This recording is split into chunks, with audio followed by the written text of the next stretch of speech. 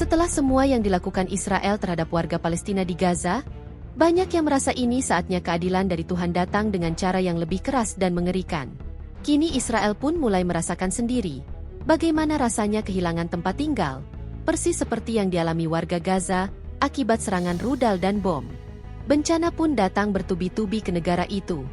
Belum selesai menghadapi kebakaran hebat di Yerusalem, mereka kini dihantam badai pasir. Seakan alam ikut turun tangan memberi pelajaran kepada Israel atas kerusakan yang terus mereka sebabkan, termasuk di negara-negara tetangga. Badai ini mulai melanda wilayah selatan Israel seperti Gorunev dan Be'er Sheva. Dan dalam waktu singkat, daerah itu diselimuti awan debu tebal.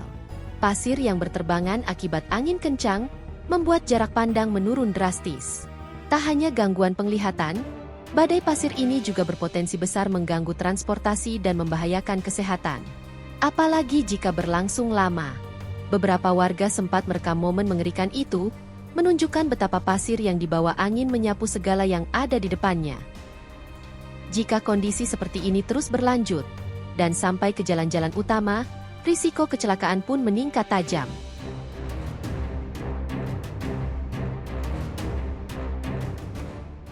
Hebatnya lagi, angin yang bertiup sangat kencang, sampai-sampai pasukan Israel Defense Force, IDF kewalahan. Dalam sebuah video terlihat mereka berjuang keras menutup pintu di pangkalan militer, demi melindungi diri dari badai pasir. Tapi angin yang terlalu kuat membuat mereka kesulitan menutupnya.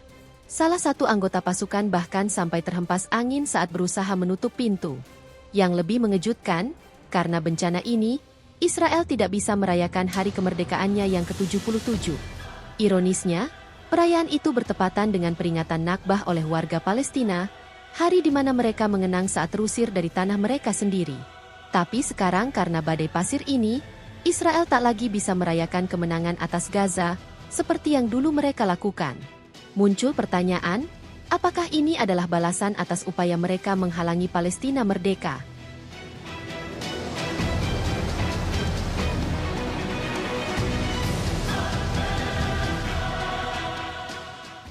Sementara badai pasir menyelimuti bagian selatan Israel, kebakaran besar di wilayah lain ternyata belum juga padam.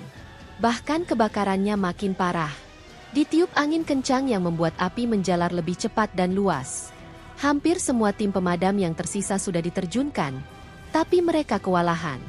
Api terus menyebar di wilayah tengah Israel, dan para petugas pemadam mulai frustasi, karena upaya mereka nyaris tak membuahkan hasil. Tahun ini bisa dibilang jadi masa terberat bagi Israel. Seakan dua bencana besar diturunkan sekaligus di selatan, orang-orang harus menghadapi badai pasir dan angin kencang.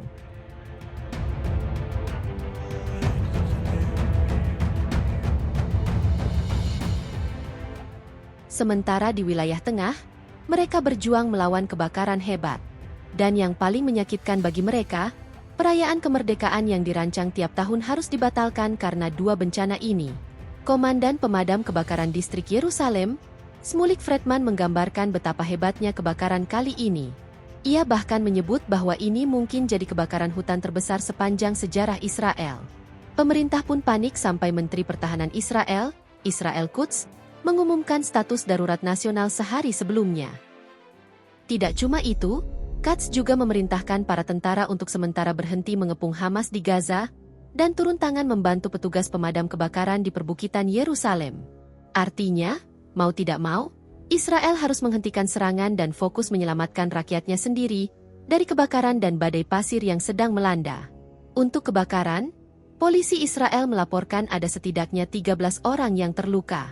Sementara itu, untuk dampak dari badai pasir belum ada laporan resmi. Tapi jelas, situasi ini bikin Perdana Menteri Benyamin Netanyahu tidak bisa tenang. Api yang awalnya cuma berkobar di wilayah Yerusalem, kini bergerak makin dekat ke ibu kota Tel Aviv. Angin kencang jadi penyebab utama penyebaran api yang semakin liar. Kalau sampai api benar-benar masuk ke Tel Aviv, bisa dibayangkan betapa parahnya keadaan. Kerugian bukan cuma soal materi, tapi juga soal kekuatan nasional yang bisa ikut runtuh.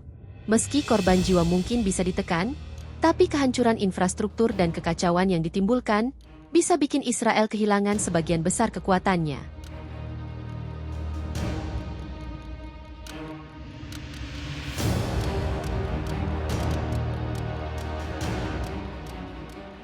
Dan di tengah situasi genting ini, musuh-musuh Israel seperti Hamas, Houthi, Hizbullah, dan bahkan Iran, bisa saja memanfaatkan kondisi ini untuk menyerang.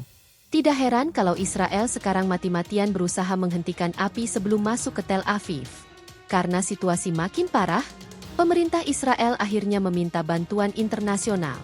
Menteri Luar Negeri, Gideon Saar secara terbuka menunjukkan rasa frustasinya karena negaranya kewalahan mengendalikan kobaran api. Ia meminta bantuan dari negara-negara lain agar bisa segera mengatasi kebakaran yang terus meluas dan semakin sulit dikendalikan.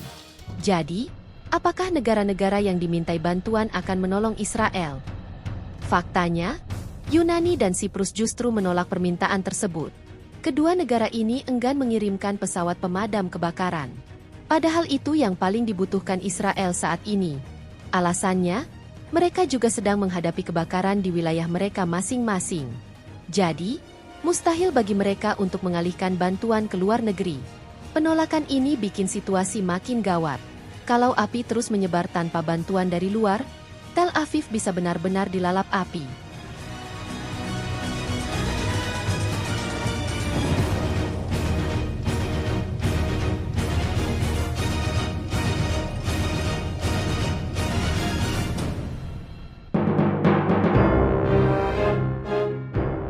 Kalau itu terjadi, bisa dibayangkan betapa paniknya situasi di sana.